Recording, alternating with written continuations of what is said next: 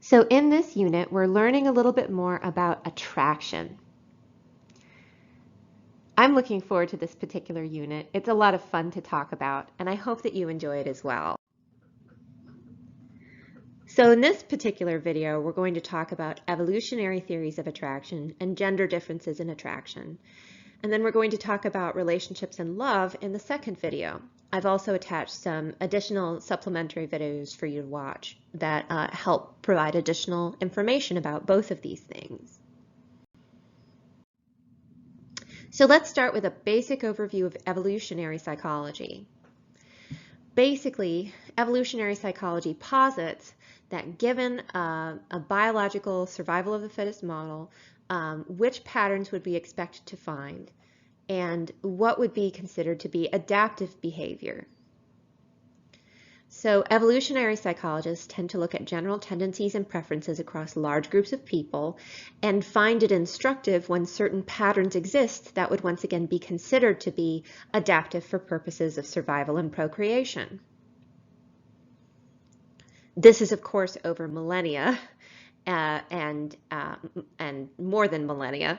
It takes a long time for people's preferences to evolve as a species. Any species takes a really long time to evolve, unless, of course, you're something like a virus. So evolutionary psychology determines patterns that are predicted by theory based on what would be considered to be adaptive. So they might say, here's what would be considered to be adaptive. Let's see if those patterns hold in human behavior.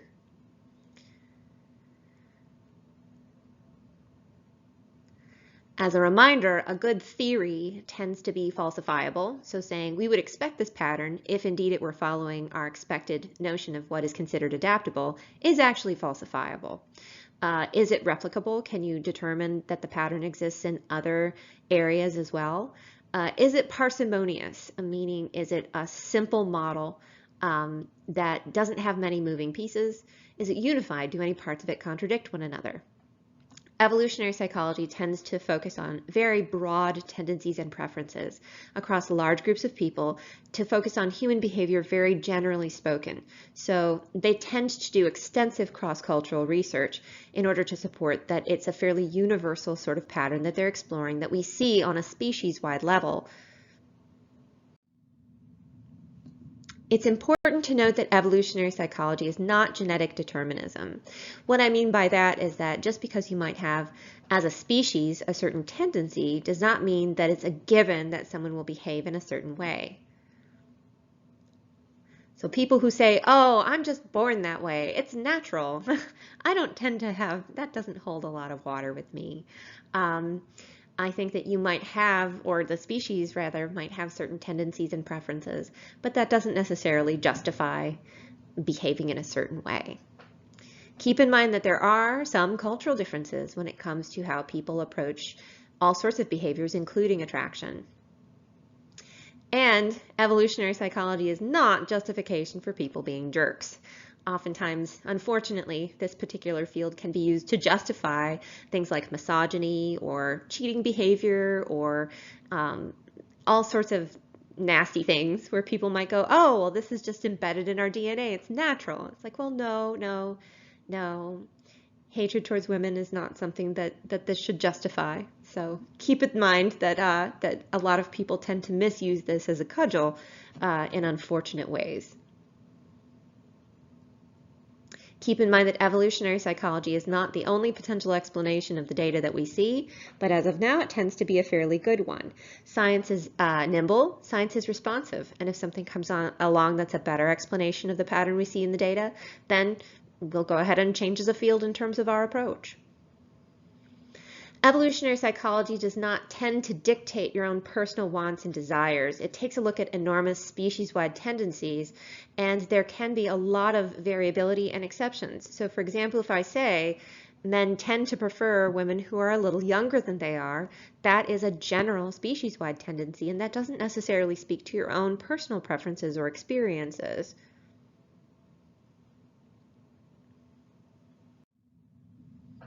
So let's talk about some general traits that evolutionary psychology has studied in terms of who we tend to be attracted to and why and where that might be adaptive.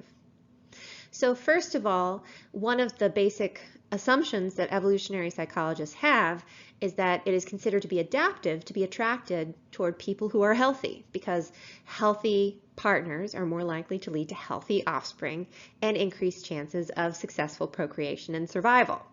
So along those lines, evolutionary psychologists have studied a variety of indicators of health and have found that people tend to prefer people who display those indicators of health. So for example, people who have clear skin, that's an indication of health because it indicates you're free from parasites. People who are younger tend to be perceived as more attractive. And evolutionary psychologists would say that's due to increased fertility and longevity. We tend to be attracted towards faces that are more symmetrical. I'm a big fan of Denzel Washington, and if you ever look at the man, his face is ridiculously symmetrical. And that might be a key to why he is so deeply attractive, because he has that symmetrical face. Now, evolutionary psychologists would claim that when we see a face that's symmetrical, what we see is we see someone who's had good nutrition and who has not had any sort of neurological challenges like facial paralysis or stroke, and once again tends to be fairly healthy. There's also this notion of strong features versus average features, which we'll get to in a little bit, that might play a part as well. So here's examples of people's faces that have a varying degree of symmetry. So you can see high versus low symmetry in male and female faces of different ethnicities, and people would rate how attractive they found those faces to be. And on average, people tended to find the more attractive faces to be the ones that were more symmetrical, so the ones that are toward the left as opposed to the ones that are toward the right. These are very subtle differences, and there are very subtle differences in ratings as well. So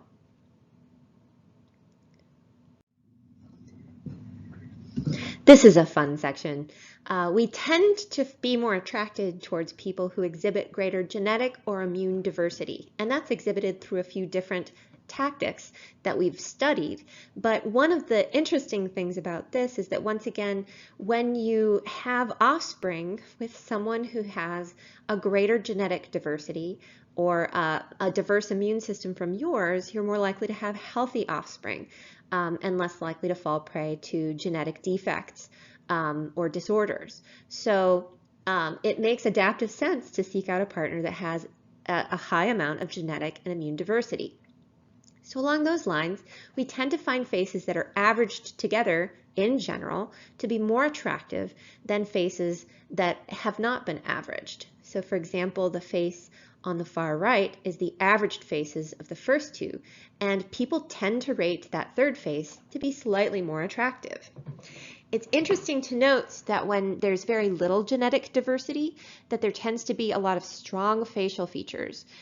If you ever want to Google this, you can Google the Habsburg chin and see pictures of the royal family, the Habsburgs, who had very strong facial features due to a lot of marrying of their cousins.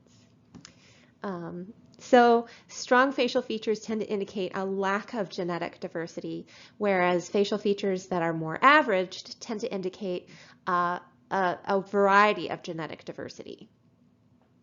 Likewise, we tend to be more attracted to those with different immune systems. And this is something that we can actually pick up by scent. So I've linked you to one of my favorite videos about how we can be attracted to different smells.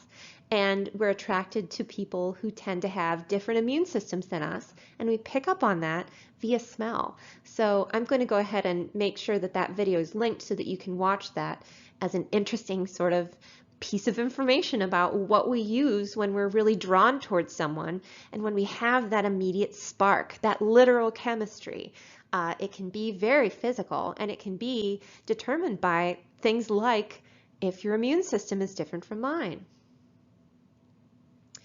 There's also fairly universal strong taboos against incest, which would once again tend to reduce genetic and immune diversity and increase potentially dangerous defects and exposure to certain types of disease and disorders.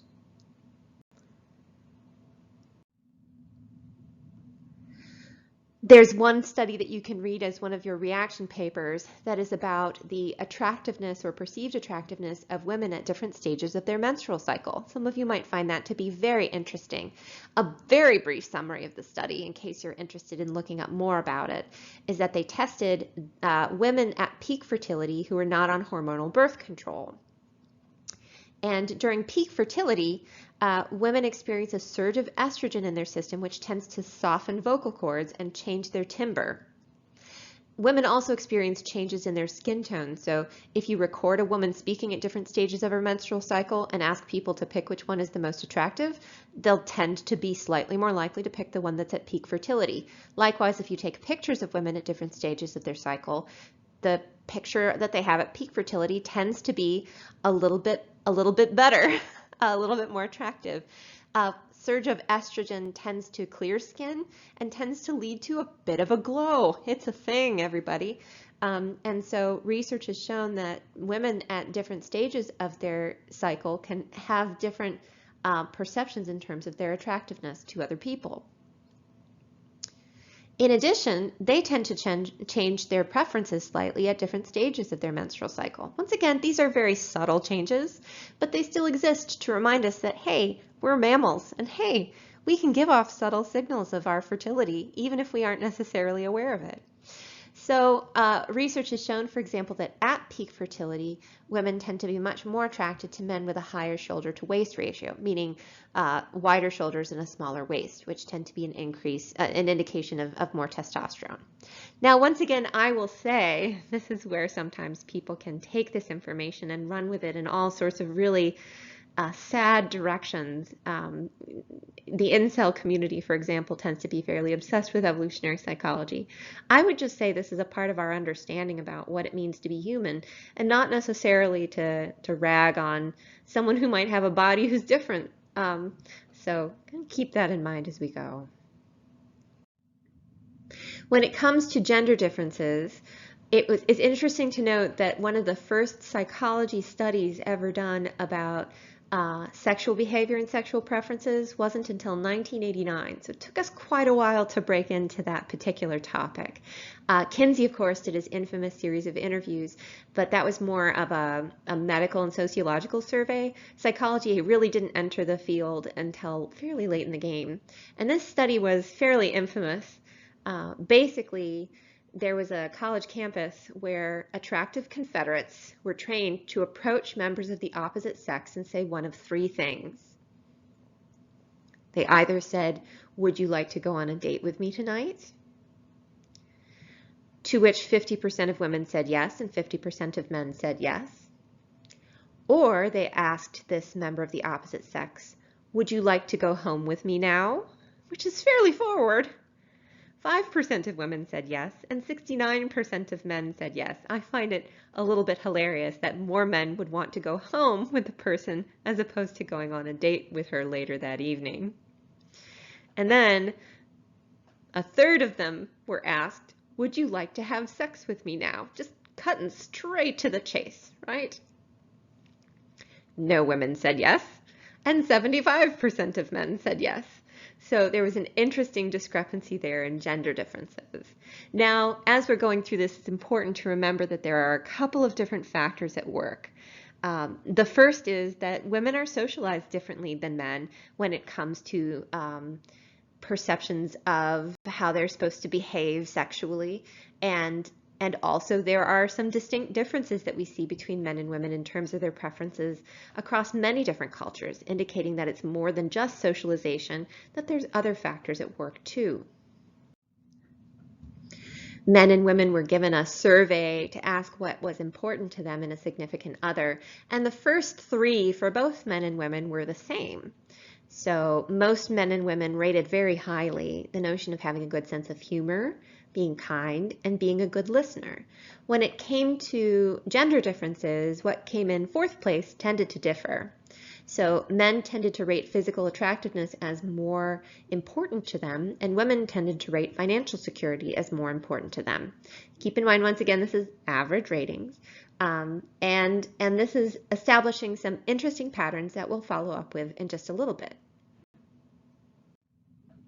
Here is a chart that shows sex differences in ideal number of sex partners over a lifetime. So if you'll see, female raters tended to have an upward limit of the number of sexual partners they would want in their lifetime. On average, they tended to want between 1 and 4.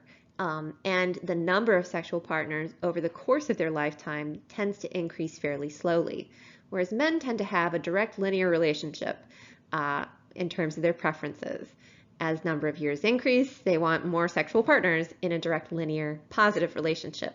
And apparently over the course of 30 years, they would prefer to have somewhere along the lines of 17 sex partners instead of 4.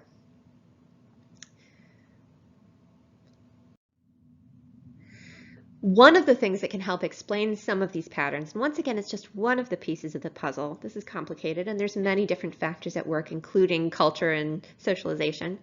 Triandis generated what was called the parental investment theory to help explain some of these gender differences in terms of sexual behavior and preferences. Basically, the notion behind this is that the different genders have very differing investment in their offspring. This is due to biological necessity. Females carry a fetus for 9 months and have to behave very carefully in order to make sure that they have a healthy baby. That investment is fairly substantial to begin with. And then if they're engaging in breastfeeding, they're the sole source of nutrition for this brand new person for a year. Which is a lot, once again, of time, investment, and connection to have. So it can be a biological necessity in terms of just carrying offspring and how that is very different for men and women.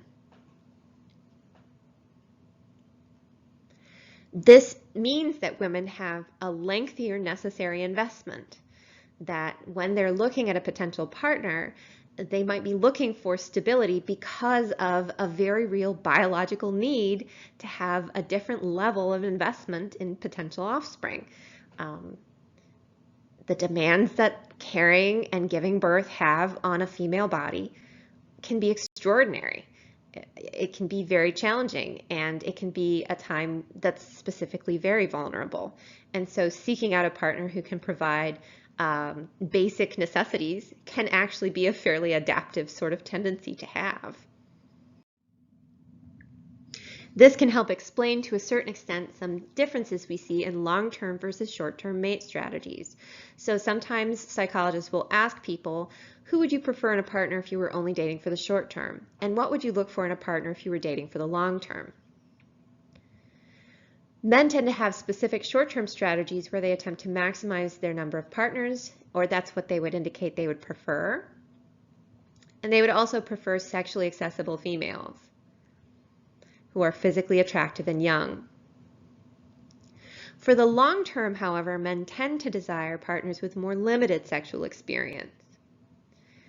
This can come from an evolutionary sort of tendency to be uncertain of paternity, in ways that women are not uncertain of maternity. You know when you've given birth to a kid. You don't necessarily know when you've fathered one, at least until we've developed DNA testing. We see similar patterns in short-term and long-term strategies for men who prefer to have relationships with other men, which is fairly interesting.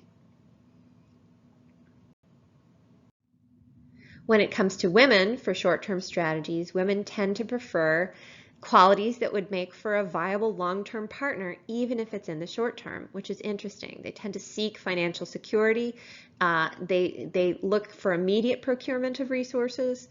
When it comes to long term, they're looking for that financial stability. And we see similar patterns for lesbian women.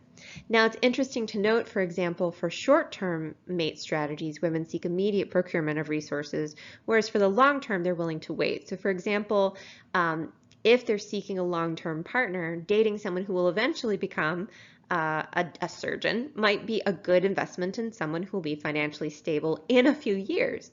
Whereas in the short term, if you're just dating someone for the short term, that medical student might not necessarily be able to immediately procure resources. So it might be a little bit less of a bet. Here's a table in terms of how important people rated having a good financial prospect. And you can see some cross-cultural surveys here. So there's different countries like Nigeria, South Africa, both white people and Zulu, and Zambia, and then people from China, India, Indonesia, Iran, Israel, and Japan and Taiwan. And you can see there's different columns that represent how important these things are, and a higher number means it's more important. So in Nigeria, for example, females tended to rate the importance of a good financial prospect for a partner at a 2.3, and males tended to rate it at a 1.37. And you can see how that was a significant difference. And that all of these different countries had a significant difference in how females tended to prefer good financial prospects compared to males. Sometimes the differences were a little bigger and sometimes they were a little bit less, but you can see how that would still be a potential difference across all of these different groups that achieve statistical significance. The least difference was for Palestinians in Israel, where females tended to prefer good financial prospect at a 1.67 and males tended to prefer it at a 1.28. Still different and still in the expected direction. I'd say the greatest difference is people from Japan. Here's that same set of countries, and this time it's age difference. So this is interesting because it actually portrays actual age difference in the far right-hand side, and then talks about preferences for partners in terms of what people say they prefer. So it takes a look at actual age differences, which tend to range around 2.5 to 4 years difference across the different countries. And then you can see the difference for men and women. Men tend to prefer a partner who's a little younger, and women tend to prefer a partner who's a little older. So you can see that with the negative numbers for males and the positive numbers for females. So for example, for Nigeria, males prefer a partner who's about 6.5 years younger, and women tend to prefer a partner who's about 5 years older. And you can see, once again, this is in the same direction for all these different countries. And even though they differ in how big a difference there is, they're all statistically significant. It's also important to notice that reality tends to be, once again, between 2.5 and 4 years, as opposed to what people might prefer.